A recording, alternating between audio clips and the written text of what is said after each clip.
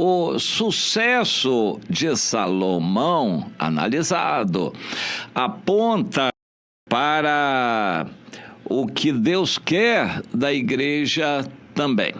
Vamos entender isto. Salomão foi um sucesso no seu tempo, sob todos os aspectos. Porém, no final do seu governo, ele fracassou terrivelmente, embora pela misericórdia de Deus ele tenha terminado o seu governo. Não sabemos como Salomão morreu, nem quantos filhos ele teve, nada disso nos é dito na Bíblia, e há um certo silêncio sobre a maneira como ele morreu, como foi a sucessão para que o seu filho Roboão assumisse. Não sabemos se houve partidos, certamente que houve entre os filhos de Salomão. O Roboão não era o mais velho, mas, enfim, Deus silencia sobre isso porque não é edificante para nós. Porém, o reino de Salomão é bastante descrito na sua glória, isto segundo a Bíblia, e nós cremos, porque quando vamos para a história secular, não há esse mesmo sucesso. A história secular praticamente não menciona Salomão, não é importante para o restante do mundo e não há comprovações. Deus permitiu que toda a glória de Salomão fosse desfeita para que o mundo hoje não tivesse testemunhos vivos da glória de Salomão. Não existem ruínas, palácios de Salomão, coisas maravilhosas. De vez em quando, algum arqueólogo descobre um estábulo, um palácio de cavalos, enfim, coisas assim, mas que também não é muito conclusivo e não dá para concluir algo semelhante ao que a Bíblia descreve de Salomão.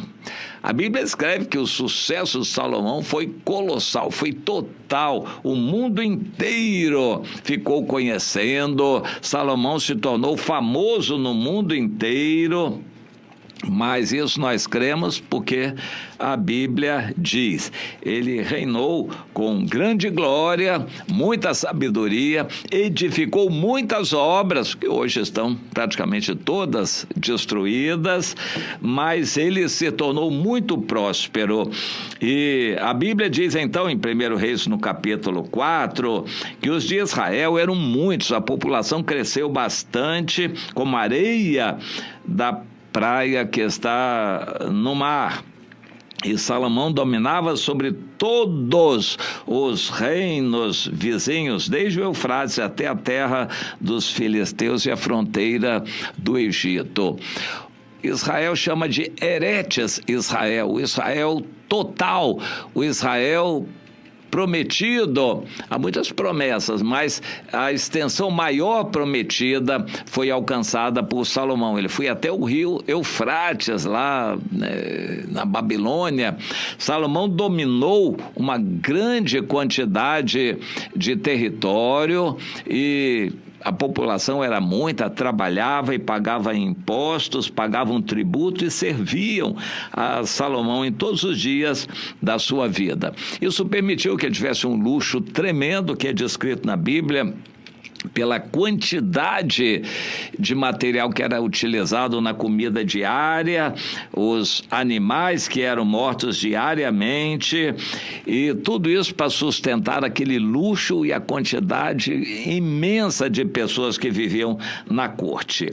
Salomão dominava sobre toda a região e sobre todos os reis aquém do Eufrates, e tinha paz em todo o seu derredor. Judá e Israel habitavam confiados, cada um debaixo da sua videira e debaixo da sua figueira, desde Dan até Berseba.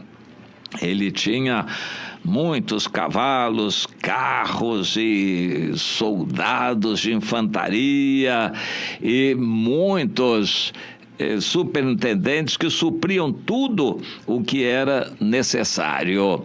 Não havia falta de nada, havia muita fartura, luxo, glória e abundância de tudo. Salomão também recebeu de Deus grande sabedoria, entendimento, mais do que todas as pessoas conhecidas na sua época. Ele discorreu sobre todas as plantas, animais. Ele compôs 3.000 provérbios, mais de 1.000 músicas. Ele manifestava a sabedoria de muitas maneiras.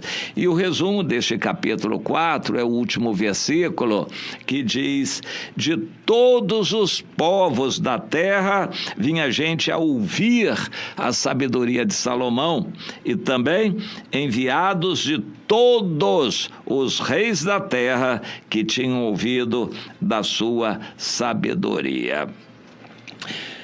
Salomão se meteu com o Irão, rei de Tiro, um preposto de Satanás aqui na terra, que criou um grande império dos fenícios, que navegando se espalharam pelo mundo inteiro para fazer comércio e edificaram ao Irão um grande império aqui na terra.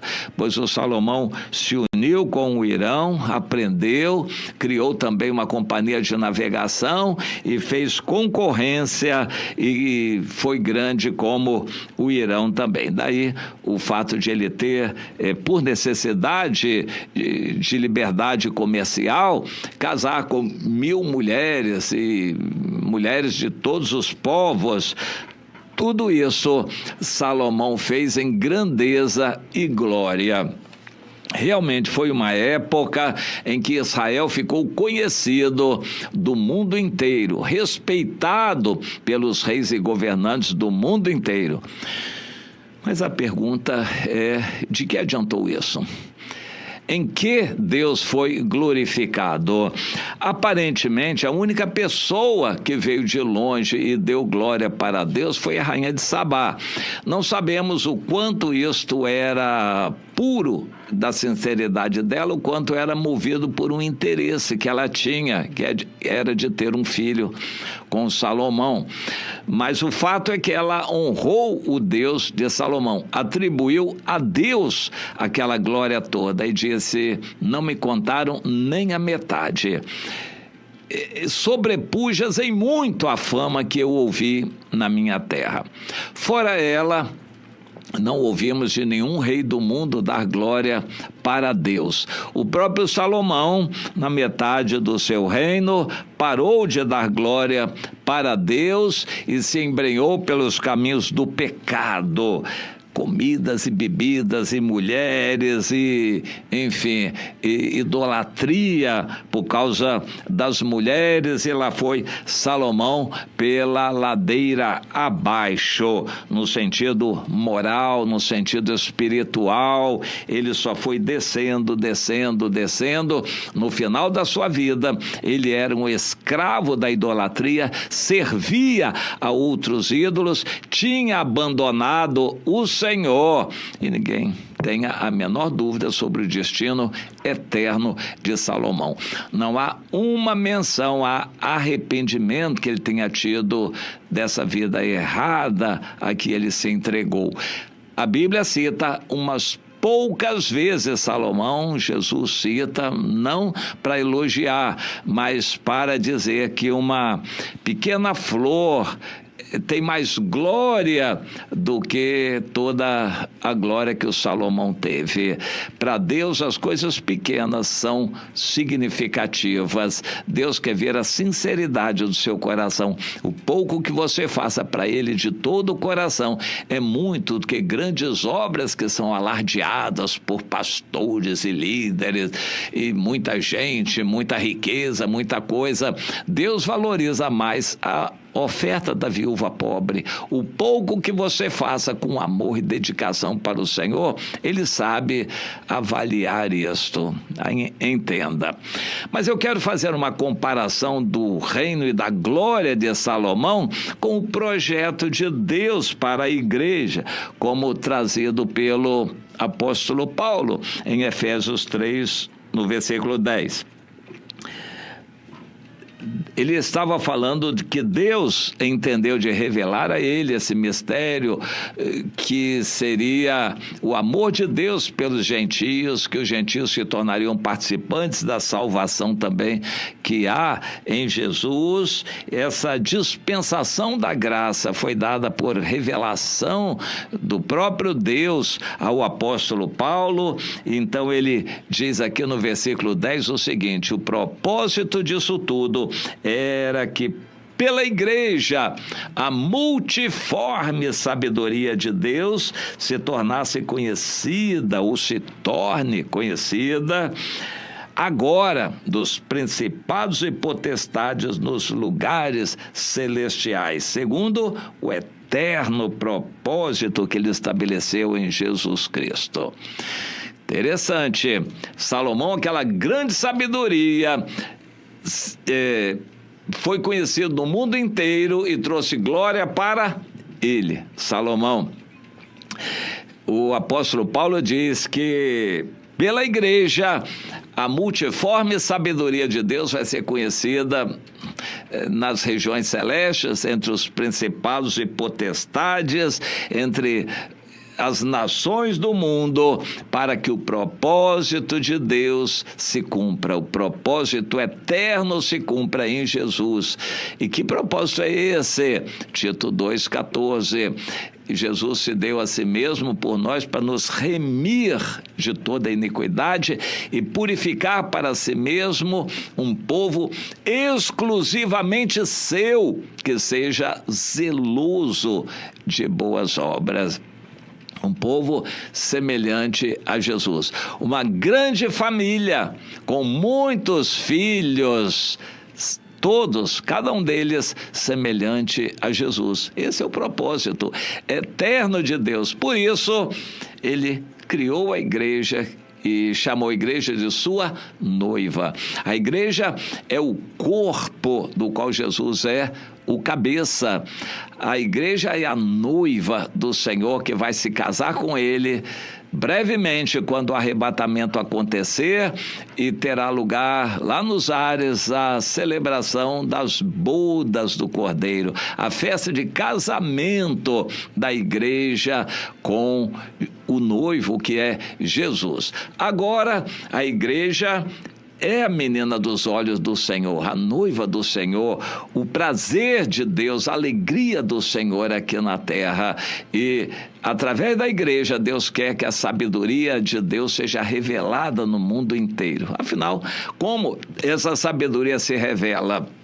Dando oportunidade a cada pessoa, trazendo pessoas de todas as raças, tribos, povos, línguas e nações, todas as classes sociais, para fazer parte da igreja, lavando essas pessoas no sangue de Jesus, tirando todo o seu passado terrível, fazendo uma nova criatura, trabalhando essas pessoas, dando dons espirituais para que elas trabalhem e sirvam, unindo essas pessoas em uma família, mesmo espalhada. A igreja é uma família do Senhor, e dessa forma, na igreja, os problemas vão ser resolvidos. A igreja tem solução para tudo. A igreja tem autoridade de Deus para fechar os céus e a terra. Sim, a igreja tem autoridade de Deus para abençoar as pessoas. A igreja é o local onde há solução dos problemas. As pessoas encontram refúgio. A igreja é um baluarte de Deus aqui na terra, coluna da verdade. A igreja é a glória de Deus aqui na terra. A igreja funcionando, permanecendo, a igreja viva, honrando o Senhor, se espalhando pelo mundo, unindo as pessoas em uma família. Isso é a glória da graça de Deus. Sim, a graça de Deus é glorificada, exaltada, pela igreja. Essa é a glória que Deus quer. Igreja como uma cidade edificada sobre um monte. Você entende isso? Não escondida dentro de 4 paredes, não vivendo em entretenimentos religiosos, mas a igreja sendo sal para a terra, luz para o mundo, abençoando a cidade, orando e intercedendo pela nação, a igreja sendo pura e se purificando para o encontro do Senhor nos ares. Isso é a maior glória para Deus aqui na terra, a igreja como uma noiva pura, a igreja se purificando. Não tenha a menor dúvida de que calamidades, catástrofes, ataques, terrorismo contra a igreja, tudo vai acontecer para purificar a igreja. Deus quer uma noiva pura e por isso Ele a está preparando para o encontro com Ele nos ares, que deve acontecer brevemente. Essa é a glória de Deus na igreja. A multiforme sabedoria de Deus é conhecida através da igreja. A igreja é essa obra maravilhosa de Deus, a noiva do Senhor. Não despreze a igreja, não ignore, não queira ficar independente da igreja, busque se entrosar com todo amor, porque a igreja é a noiva do Senhor, é o corpo do qual Jesus é o cabeça. Ame a igreja, valorize essa noiva do Senhor, onde a glória de Deus habita e habitará para sempre. Entenda isto.